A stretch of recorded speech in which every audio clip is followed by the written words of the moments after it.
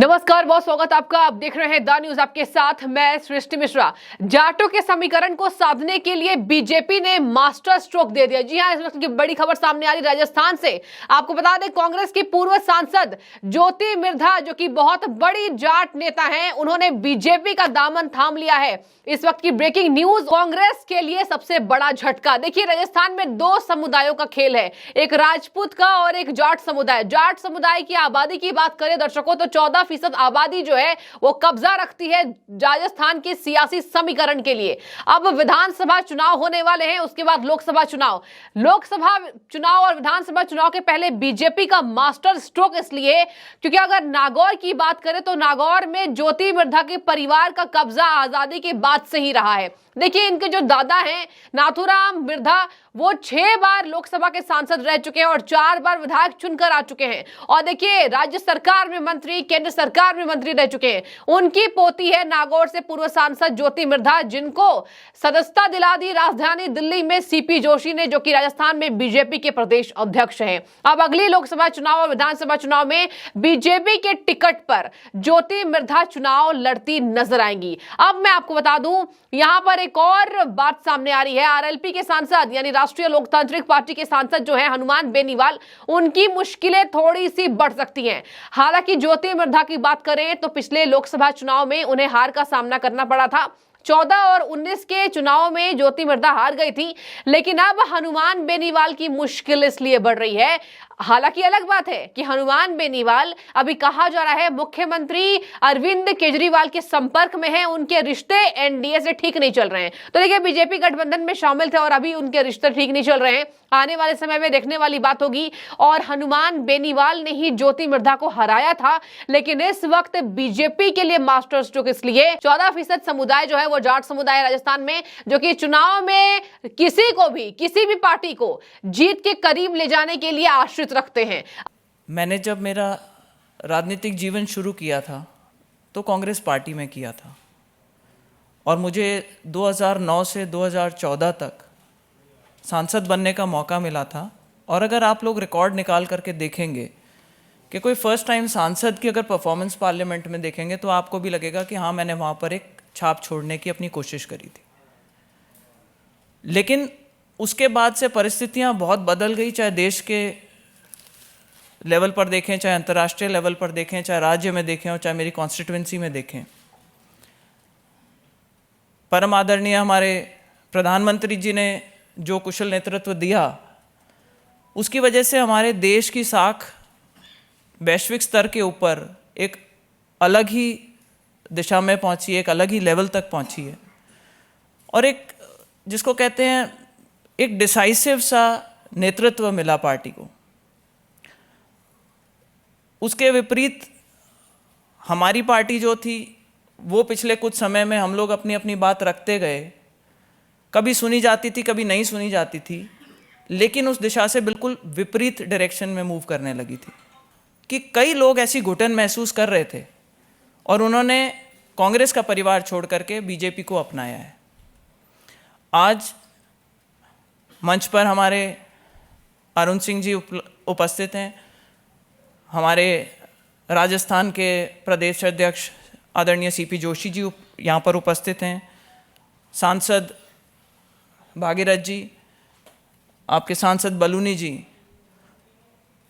केंद्रीय नेतृत्व ने जो मुझ में विश्वास जताया है और आप लोगों ने जो आज मुझे यहाँ पे पार्टी की सदस्यता दिलवाई है, मैं आपको सिर्फ यही विश्वास दिलाना चाहती हूँ कि आपने जो विश्वास दिखाया है सब 2023 के इलेक्शन में, 2024 के अंदर हमारी तरफ से जो भी प्रयास बन सकेगा हम करेंगे कि पार्टी को और संगठन को मजबूत कर सकें, राष्ट्र निर्माण के अंदर जो भी छोटी बड़ी भूमिका निभा सकें, जो भी पार्टी के एक सच्चे सिपाही की तरह से काम करके और हमारा सहयोग कर सकें, उसके लिए हम तत्पर रहेंगे। यही विश्वास मैं आपको दिलाना चाहती हूँ। अब मैं आपको बता दूं, अगर मैं अकेले नागौर की बात करूं दर्शकों, 5 लाख जाट की वहां पर आबादी है, 1.5 लाख ब्राह्मण है, 1.5 लाख राजपूत हैं और 3 लाख करीबी ओबीसी समुदाय वहां पे आते हैं। नागौर से ही ये सांसद रह चुकी हैं। अब वहां कहा जा रहा है सबसे बड़ी जाट नेता है और सबसे बड़ी राजस्थान की जाट नेता भी इन्हीं को कहा जाता है, एक महिला जाट नेता। और देखिए, इनका बहुत अत्यधिक प्रभाव है राजस्थान के भीतर।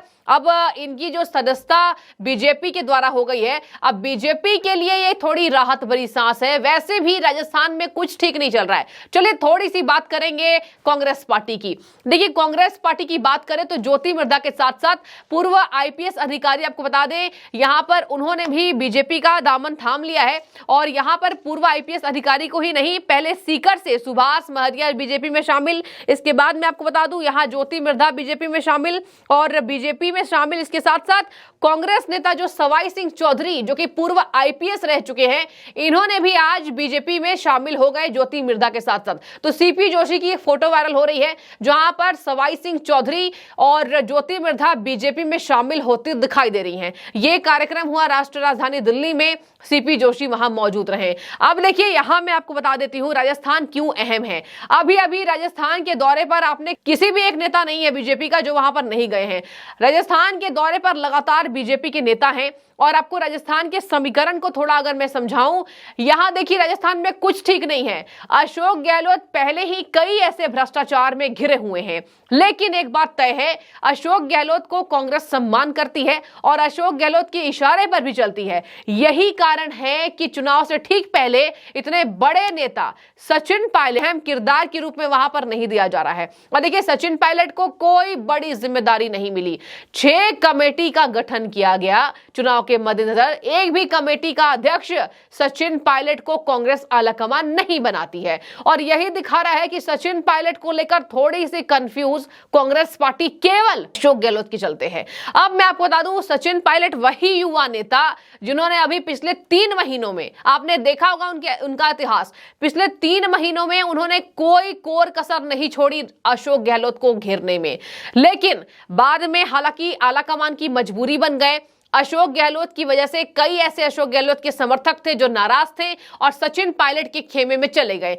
सचिन पायलट अलग चुनाव की तैयारी कर रहे थे, प्रशांत किशोर के साथ जा मिले थे, उनके साथ बातचीत हो रही थी सचिन पायलट की। और देखिए बाद में महीने बीतते गए, सचिन पायलट के तीखे तेवर कांग्रेस आलाकमान ने झेले और कांग्रेस आलाकमान को पता है कि सचिन पायलट से हाथ धोना कांग्रेस के लिए राजस्थान में सबसे बड़ा झटका हो जाएगा और अशोक गहलोत को किसी भी तरीके से आलाकमान नाराज नहीं कर सकती है। देखिए इतने वरिष्ठ मुख्यमंत्री हैं। अशोक गहलोत की राजनीति अलग है, अशोक गहलोत समझदार माने जाते हैं, लेकिन अगर लोकप्रियता की बात करें तो सचिन पायलट वहां पर ज्यादा लोकप्रिय है अशोक गहलोत से। इसके बावजूद भी देखिए आलाकमान ने ना इधर नाराज किया ना ही सचिन पायलट को नाराज किया, लेकिन सचिन पायलट नाराज चल रहे हैं किरदार के रूप में, कांग्रेस पार्टी ने आगे नहीं रखा। अब मैं आपको बता दूं यही सब तमाम कारण है कि राजस्थान में बीजेपी के लिए ये आगे साबित होती अच्छी सफलता दिखाई दी जा रही है। अब मैं आपको बता दूं बीजेपी का मास्टर स्ट्रोक राजस्थान की कई ऐसी समस्याएं हैं जो लेकर आई हैं। राजस्थान में अब जनता सड़कों पर इसलिए है क्योंकि राजस्थान में भ्रष्टाचारी में घिरने के बावजूद भी अशोक गहलोत काम नहीं कर रहे हैं, चाहे पानी की समस्या हो। अभी अभी बीजेपी के कई ऐसे विधायक हैं जो गांव का दौरा कर कर आए और देखिए ये पता चलता है कि पानी की समस्या कांग्रेस पार्टी ठीक नहीं कर रही है। अब मैं आपको बता दूं यही सब कारणों से राजस्थान में जमकर बरसे अमित शाह, पीएम मोदी गए और देखिए तमाम बड़े बड़े लीडर्स जो राजस्थान का दौरा कर रहे हैं ये दिखा रहे हैं कि बीजेपी समीकरण को अपनी मजबूत बनाने की कवायद तेज कर रही है। राजस्थान की अगर मैं आपको बात करूं, अगर जिस तरीके से जनता का रुझान आता है या चलिए बातचीत ग्राउंड जीरो पर मीडिया के रिपोर्टर्स करते हैं तो ये पता चल रहा है कि इस बार सरकार पलटने की पूरी संभावना है। हालांकि हम पहले ऐसा नहीं कह सकते हैं, देखने वाली बात होगी, लेकिन जिस तरीके से भाजपा में शामिल होने की कवायद तेज कर रही है, देखिए ज्योति मिर्धा बहुत बड़ा झटका दे रही है। पूर्व आईपीएस ऑफिसर जो हैं सवाई सिंह चौधरी, इनसे भी बड़े किरदार के रूप में ज्योति मिर्धा नजर आ रही हैं। ज्योति मिर्धा का परिवार जो है वो काफी पुराना है, कांग्रेस का दिग्गज माना जाता रहा है। और अब देखिए इनकी जो पोती है ज्योति मिर्धा, ये बीजेपी में शामिल हो जाती हैं। जाट समुदायों में बीजेपी अपनी पकड़ किसी भी हाल में मजबूत करना चाहती है। और अब देखिए 14% में से 5 लाख कोर वोटर जाट के तो नागौर में है। नागौर से ही इनका कब्जा रहा है ज्योति मिर्धा के पूरे परिवार का, इनके दादा का, नाथुराम मिर्धा का। और देखिए इतने बड़े परिवार से ज्योति मिर्धा आती हैं और बीजेपी में चली जाती हैं, तो ये तो सियासी समीकरण ऐसी घटनाक्रम है जो ये दिखा रहा है कि बीजेपी को अत्यधिक मेहनत करने की जरूरत जाटों पर नहीं है। हालांकि मैं आपको बता दूं एक इतिहास है, हर 5 साल में 30 से 40 विधायक जाट से चुनकर आते हैं। अगर राजस्थान में चुनाव होते हैं, जब भी हुए हैं, ये इतिहास है और ये दिखाता है कि जाटों का कितना ज्यादा कब्जा राजस्थान के अंदर है। और वैसे भी राजस्थान में मुख्य तौर पर जाट ही हैं। अब ऐसे में जाटों के समुदाय से आने वाली ज्योति मिर्धा भारतीय जनता पार्टी के लिए हरी झंडी दिखाती नजर आती हैं। तो समझ जाइए कि विधानसभा चुनाव में अशोक गहलोत की थोड़ी टेंशन नहीं, अत्यधिक टेंशन बढ़ गई इस खबर के बाद। और आज ही आपको बता दें, सोमवार के दिन ही इन्होंने बीजेपी का दामन थाम लिया है। तो अगली बार बीजेपी की सीट से लड़ती दिखाई देंगी आपको ज्योति मिर्धा। और देखिए, कहा जा रहा है, अभी उन्होंने खुलकर अपनी बात नहीं रखी है कि क्या कारण है, क्यों नाराजगी हो गई पार्टी से, लेकिन वो जाहिर सी बात है अशोक गहलोत से नाराज होंगी, कांग्रेस आलाकमान से नाराज होंगी। तो अब देखिए, विधायकों का जो समीकरण है, जाटों का कब्जा, ज्योति मिर्धा जाट नेता, इसके साथ वहां नागौर से सांसद रह चुकी कांग्रेस पार्टी की दिग्गज लीडर। अब कांग्रेस पार्टी के लिए सबसे तगड़ा झटका कांग्रेस हमेशा कह रही है। देखिए, आप कांग्रेस के किसी भी नेता की बाइट उठाकर देख लीजिए, बयान उठाकर देख लीजिए, तो कांग्रेस यही कह रहे हैं, राजस्थान किसी भी सूरत से बीजेपी के हाथ में हम नहीं सौंपेंगे। और वैसे भी जनता नाराज है, बीजेपी खोखली है। आप अशोक गहलोत के बयान देख लीजिए, किसी भी नेता का।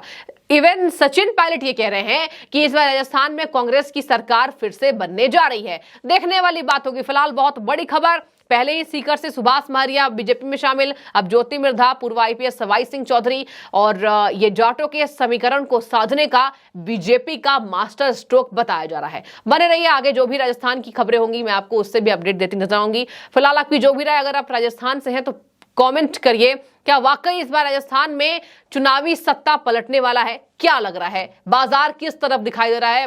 माहौल किस तरफ गर्म है? कौन सी पार्टी वहां पर सत्ता में आने वाली है? जरूर बताएं। बहुत शुक्रिया।